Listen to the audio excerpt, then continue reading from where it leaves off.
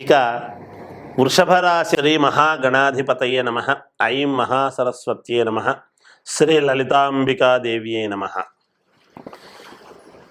శని వక్రగతి అనేటువంటిది ఉన్నది.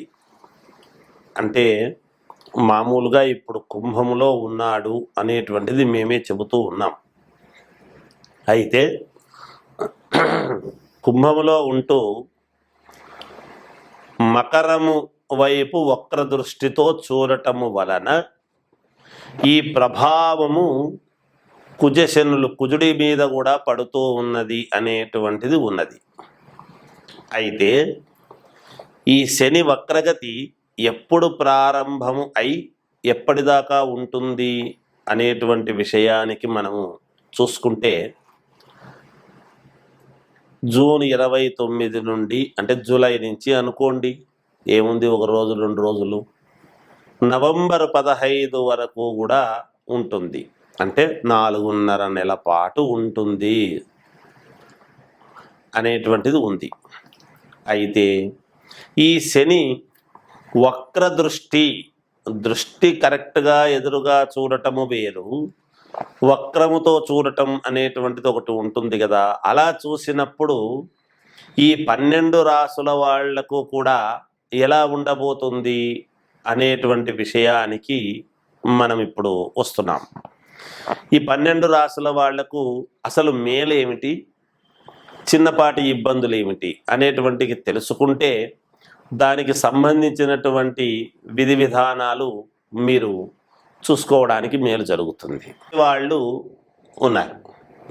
వృషభ రాశి వాళ్లకు ఏమిటి అంటే, ఈ వివాహాల విషయానికి వచ్చేటప్పటికీ కొన్ని సమస్యలు వస్తాయి.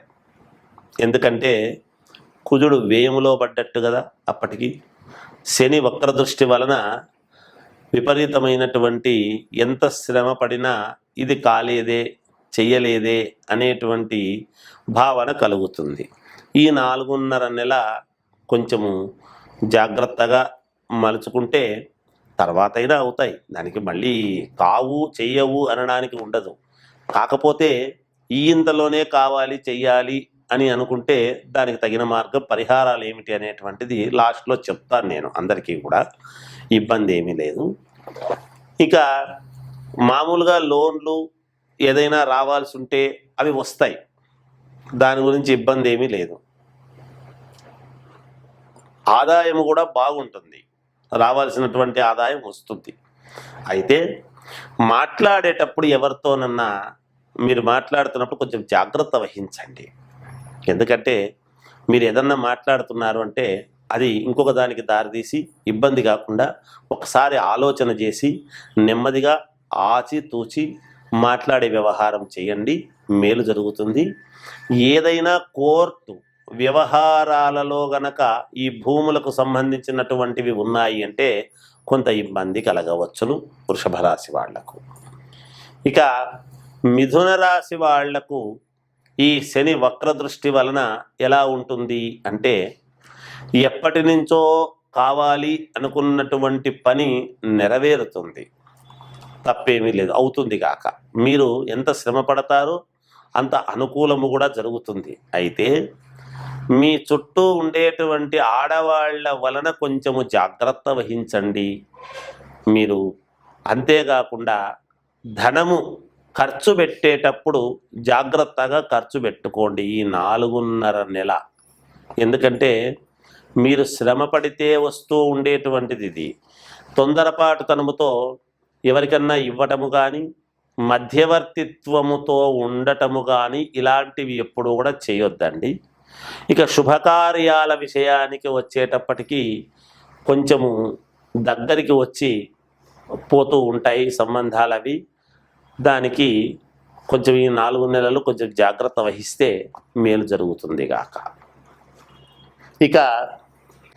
ఇక అన్ని రాసుల వాళ్ళు కూడా పరిహారం ఏమి చేసుకుంటే మంచిది శని వక్రదృష్టి వలన, అలాగే కుజుడి యొక్క ప్రభావం వలన అని గనక ఒక్కసారి మనము ఆలోచన చేసినట్టయితే మనము చేయాల్సింది ఏమిటి అంటే, షాపుల్లో నవధాన్యాలు దొరుకుతాయి, శక్తి తక్కువగా ఉండేటువంటి వాళ్ళు ఆ నవధాన్యాల ప్యాకెట్ తీసుకొని పోయి నవగ్రహాలు ప్రతి గ్రహాల చుట్టూ ప్రతి గ్రహము దగ్గర కొద్దిగా నవధాన్యాలు అన్నీ కూడా వేసి 9 ప్రదక్షిణలు కానీ 11 ప్రదక్షిణలు కానీ తిరగాలి.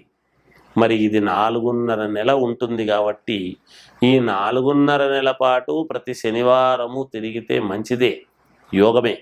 అయితే మాకు పర్వాలేదు అని అనుకునేటువంటి వాళ్ళు నవగ్రహ హోమము చేసుకుంటే పుణ్యప్రదం ఒకటి.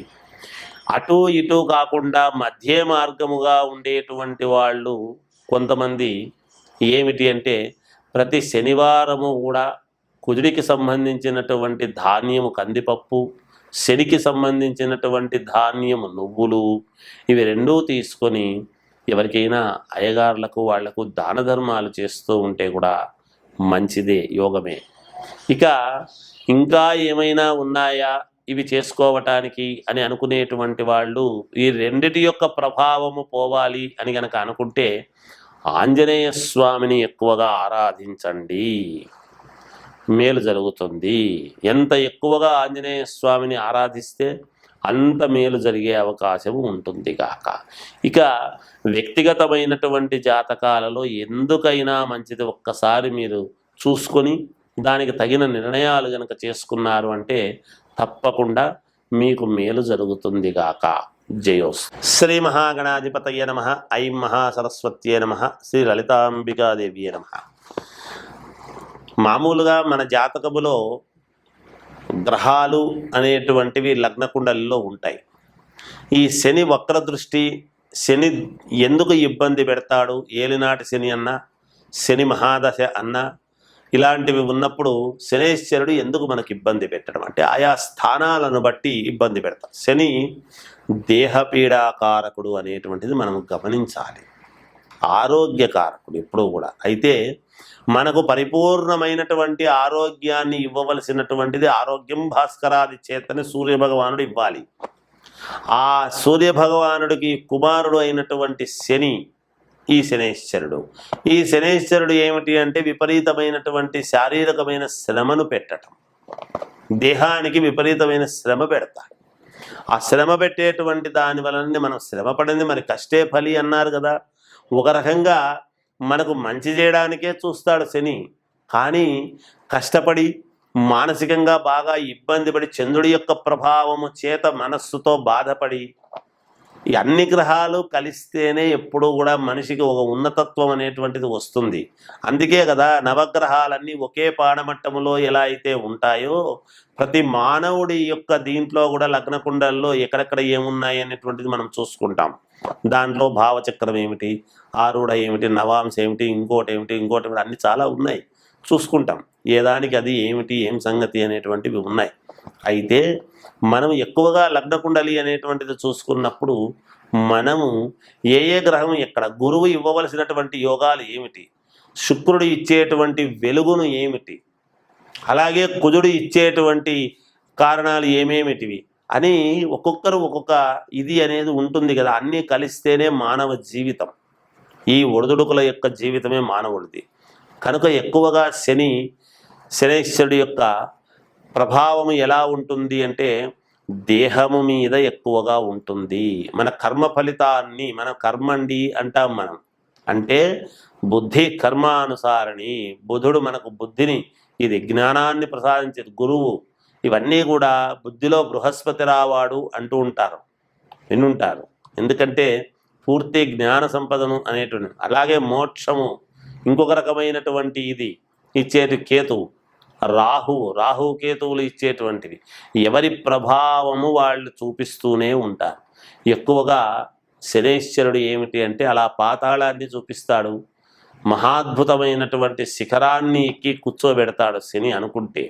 అది శని భగవానుడి యొక్క ప్రతిభ ప్రతి వాళ్ళ జాతకములోను. అందుకనే శని వక్రగతి అనేటువంటిది వచ్చేటప్పటికీ రాసుల ప్రకారముగా మహాద్భుతముగా ఉండినా శని వక్ర దృష్టితో చూస్తున్నాడు ఓరకంట అనేటువంటిది ఎప్పుడైతే వస్తుందో కొన్ని ఇబ్బందులు అనేటువంటివి సహజం ప్రతి వాళ్లకు కూడా. అందుకే దానికి సంబంధించినటువంటివి ఎవరెవరు ఏ ఏ లగ్నంలో పుట్టారు వాళ్లకు ఆ శని ఎక్కడ ఉన్నాడు, అనుకూలమైన చోట ఉన్నాడా, ప్రతికూలమైన చోట ఉన్నాడా, గోచార రీత్యా ఇప్పుడు వక్ర దృష్టిలో ఉన్నాడు ఇప్పుడు శని, ఆ వక్ర దృష్టిలో ఉండేటువంటిది ఆయా లగ్న జాతకులకు ఎక్కడ ఉన్నాడో చూస్తే వీటిని ఒక్కసారి మనం సమన్వయం చేసుకుంటే కొంతమందికి కొన్ని ఇబ్బందులు తప్పవు, కొంతమందికి మంచి తప్పదు. మంచి జరిగేటువంటి వాళ్లకు మంచి, ఇబ్బందులు జరిగే వాళ్లకు కొన్ని ఇబ్బందులు ఉంటాయి. కాబట్టి ఆ ఇబ్బందులు పడకూడదు అనేటువంటి భావనతోనే ఈ శనైశ్వరుడికి సంబంధించినటువంటిది మిగతా గ్రహాలకు సంబంధించినటువంటి ఒక్కసారి మనం చూసుకుంటే మేలు జరుగుతుంది అనేటువంటి భావనతో తెలియజేయటమే ఈ ముఖ్య ఉద్దేశ్యం అని తెలియజేస్తూ జయోస్తు.